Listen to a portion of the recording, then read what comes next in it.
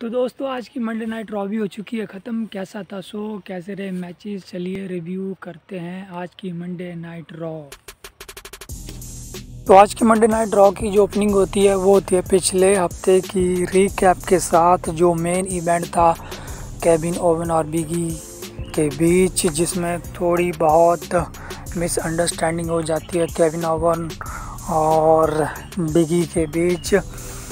इसी रिकैप के बाद केविन ओवन का एक सेगमेंट होता है जो कह रहे होते हैं कि वो एक तरह से सफाई दे रहे होते हैं बिगी को कि मैं ऐसा नहीं हूँ कि मैं टर्न करूँगा किसी के भी ऊपर, तुम मेरा विश्वास करो। लेकिन बिग ई इस बात का कोई रिस्पांस नहीं देते हैं और वो चले जाते हैं। इसके बाद जो ओपनिंग करते हैं मंडे नाइट रॉ की वो करते हैं सेथ रॉलिंस। वही अपनी विज़न वाली बातें करते करते वो आगे बढ़ते हैं और केविन ओवन को कावर्ड ऐसे प्रकार से टीज़ करते हैं और केविन ओवन को बातें सुनाने लगते हैं भली बुरी। तभी एंट्री हो जाती है हमारे केविन ओवन्स की। केविन ओवन इधर उधर कुछ नहीं देखते, सीधा अटैक करते हैं हमारे सेथ रॉलिन भाई साहब के ऊपर और सेथ रॉलिन को पावर बम देने लग जाते हैं। लेकिन जैसे तैसे सेथ रॉलिन एस्केप कर जाते हैं बैक स्टेज की ओर। इस तरह ये सेगमेंट हुआ ख़त्म। इसके अगला जो मैच था वो था टैग टीम्स के मध्य एक मैच, जिसमें एक तरफ थे एजे स्टाइल्स एंड ओमस और डर्टी डॉग्स, वही दूसरी साइड थे हमारे RK ब्रो और स्ट्रीट प्रॉफिट। मैच ठीक ठाक सा गया। मैच के एंडिंग में जब ओमस धराशायी कर देते हैं सारी टीम्स को, उनकी अपनी टीम्स के बीच बॉबी रूड और उनके बीच भी थोड़ी सी प्रॉब्लम हो जाती है। इसी बात का फ़ायदा उठा लेते हैं हमारे डॉल्फ जिगलर और पिन कर देते हैं रिंग में पड़े हुए रिडल को, जिनको पहले से ही धराशायी किया होता ओमस ने। और इस चीज़ से गुस्सा हो जाते हैं हमारे रैंडी ऑर्टन और एंड में दे देते हैं एक RKO डॉल्फ जिगलर को और इस तरह ही मैच में जाता है ख़त्म। अगर इस मैच में जीत होती है एजे स्टाइल डर्टी डॉग्स की। इसके बाद WWE ऑफिशियल एडम पियर्स आते हैं रिंग में और उनको ज्वाइन करते हैं डोमिनिक मिस्टेरियो और रे मिस्टेरियो। एडम पियर्स रे मिस्टेरियो और डोमिनिक मिस्टेरियो को कहते हैं कि मेरी बातों को गलत एंगल से मत लेना, लेकिन जितने भी सर्वाइवर टीम्स के मेंबर हैं वो फॉर्मर WWE चैम्पियंस है और अगर डोमिनिक मिस्टेरियो को भी रहना है मेंबर ऑफ सर्वाइवर टीम तो उसे लड़ना होगा एक आदमी से और हराना होगा उसे, और वो आदमी कोई और नहीं दोस्तों, वो होते हैं बॉबी लैस्ली। तो इस प्रकार बॉबी लैस्ली और डोमिनिक मिस्टेरियो के बीच एक मैच सेटअप हो जाता है। मैच सेटअप हो गया और मैच शुरू होता है। मैच शुरू होने के उपरांत हमें पता ही था कि इसमें जीत किसकी होगी और इसको आसानी से जीत जाते हैं बॉबी लैस्ली। जीत के जाते हैं दोस्तों। बॉबी लैस्ली बुरी तरह धो देते हैं डोमिनिक मिस्टेरियो को और इस तरह ये मैच भी हो जाता है ख़त्म। डोमिनिक मिस्टेरियो अपनी जगह हार चुके हैं सर्वाइवर टीम के मेंबर से और अब ऐड हो चुके हैं Bobby Lashley as a member for survivor team. इसके बाद जो मैच सेटअप होता है वो होता है जो पिछले हफ्ते थोड़ी सी यूँ कह लो नोक-झोंक हुई थी चैड केबल और बिगी के बीच। एक उसी को लेकर एक मैच तय हो गया बिग ई और चैड केबल के बीच। मैच ठीक ठाक सा रहा, मैच को जीत जाते हैं बिग एंडिंग लगा के हमारे बिग ई। इसके अगला जो सेगमेंट होता है दोस्तों वो था एक बैक स्टेज सेगमेंट, जिसमें Adam Pearce and Sonya Deville women's locker room में होते हैं और सबको सर्वाइवर सीरीज़ के मैच के बारे में बता रहे होते हैं। और आज वो बताते हैं कि आज एक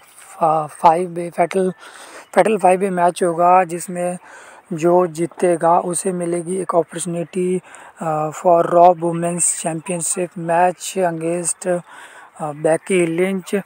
इसी चीज़ को लेकर सभी बैक स्टेज सभी वुमेंस के बीच झड़प हो जाती है कि मैं डिज़र्व करती हूँ अपॉर्चुनिटी के लिए, मैं डिज़र्व करती हूँ अपॉर्चुनिटी के लिए। ये ऐसी बातें करते करते ये सेगमेंट हो जाता है ख़त्म। और इसके बाद जो मैच होता है वो था डार्क मैवरिक वर्सेस रेजी के बीच। ये था WWE 24/7 चैम्पियनशिप के लिए मैच के एंड में जीत जाते हैं डार्क मैवरिक, लेकिन उनकी खुशी ज़्यादा देर नहीं रहती है। उनको हरा देते हैं पीछे से अकीरा टोजावा पीछे से आके उनको हरा देते हैं। और अकीरा टोजावा की खुशी भी दोस्तों ज़्यादा देर नहीं रहती है, उनको पीछे से कोरी ग्रेव्स आके हरा देते हैं। कोरी ग्रेव्स भी ज़्यादा देर चैम्पियंस नहीं रहते। बैरन सैक्सटन ये पीछे से आके उनको पिनफॉल कर देते हैं और इस तरह जीत जाते हैं। इसके बाद ये भी ज़्यादा देर आगे डार्क मैवरिक जीत जाते हैं और रिंग में जाते हैं। रिंग में फिर से रेजी उनको पिनफॉल करके जीत जाते हैं अपनी 24/7 चैम्पियनशिप। इस तरह ये 24 चैम्पियनशिप का पूरा मैच सेगमेंट भी हुआ ख़त्म। इसके बाद बेकी लिंच आती है। बेकी लिंच कमेंटेटर टेबल पे बैठती है क्योंकि उन्होंने आज क्लोजली देखना था जो 5-वे मैच हो रहा था वुमेंस के बीच। ये मैच था Bianca Belair versus Carmella versus Liv Morgan versus Rhea Ripley versus Zelina Vega. ये दोस्तों इस मैच की विनर जो थी उसे मिलता मौका WWE रॉ वुमेंस चैम्पियनशिप के लिए। मैच जैसे ही शुरू होता है ये एक इन्वेजन वाला मोमेंट बन जाता है। सारी वुमेंस एक दूसरे के ऊपर धराशायी हो जाती है, ढोने लग जाती है एक दूसरे को। उसके बाद आता है कमर्शियल आने के बाद मैच थोड़ा सा नॉर्मल वे में शुरू होता है।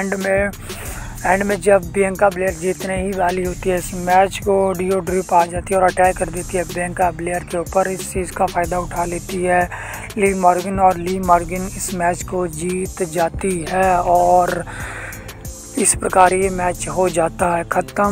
मैच के अंत में ली मॉर्गन और बेकी लिंच के बीच होता है एक स्टेयर डाउन।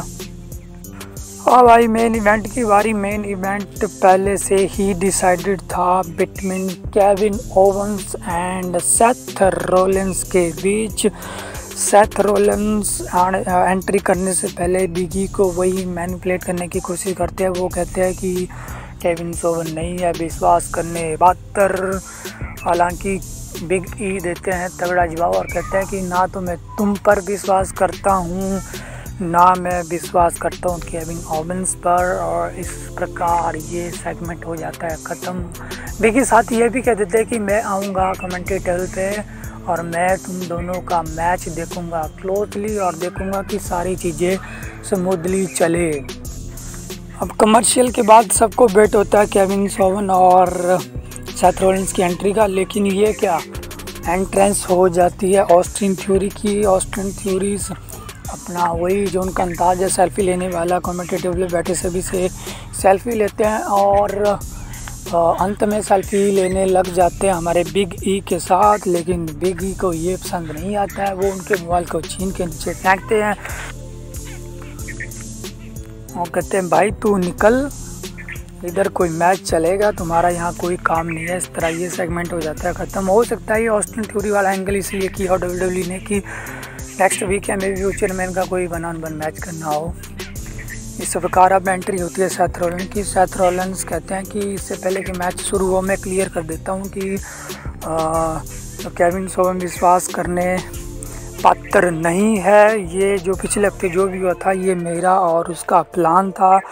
ऐसी बातें करते करते हुए केविन ओवन आ जाते हैं, उनकी एंट्रेंस हो जाती है। वो थे आग बबूला और सिर्फ एंट्री करते ही बिना मैच शुरू किए अटैक कर देते हैं सेथ रोलिंस को। सेथ रोलिंस भाग जाते हैं WWE यूनिवर्स की ओर और इस तरह फिर आता है कमर्शियल आने के बाद मैच चलता है नॉर्मल वे में।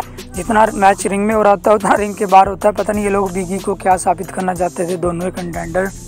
मैच मेरे हिसाब से बहुत लंबा खिंच गया दोस्तों। मैच कम से कम भी 20-25 मिनट के अबव ही गया था।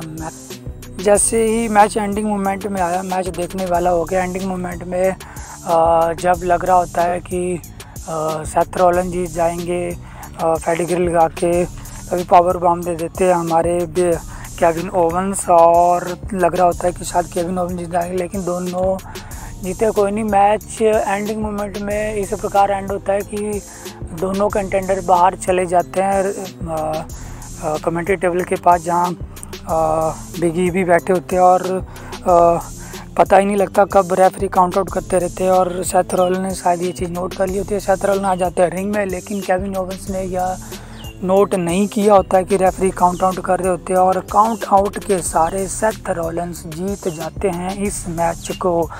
केविन ओवेंस हो जाते हैं बहुत फ्रस्ट्रेटेड। वो सारी मंडे नाइट रॉ में सबको तो कह रहे होते हैं कि मेरा विश्वास कीजिए, मैं बिलीवेबल हूँ, मैं कभी ऐसा कोई काम नहीं करूँगा, टर्न नहीं करूँगा किसी के ऊपर, लेकिन अंत में वो टर्न कर जाते हैं बिग ई के ऊपर और उनकी कर देते हैं पिटाई, ज़बरदस्त पिटाई, और उनको पावर बॉम्ब लगा देते हैं रिंग एप्रन के ऊपर, और एक इन्वेजन वाला एंगल क्रिएट हो जाता है। सारे WWE ऑफिशियल्स आ जाते हैं केविन ओवेंस को रोकने। इस तरह ये सेगमेंट हुआ अंत में ख़त्म, और इस प्रकार दोस्तों आज की मंडे नाइट रॉ भी हुई ख़त्म। चैनल को कर लीजिए सब्सक्राइब। आप देख रहे थे रेस्पोर्ट ड्राइव।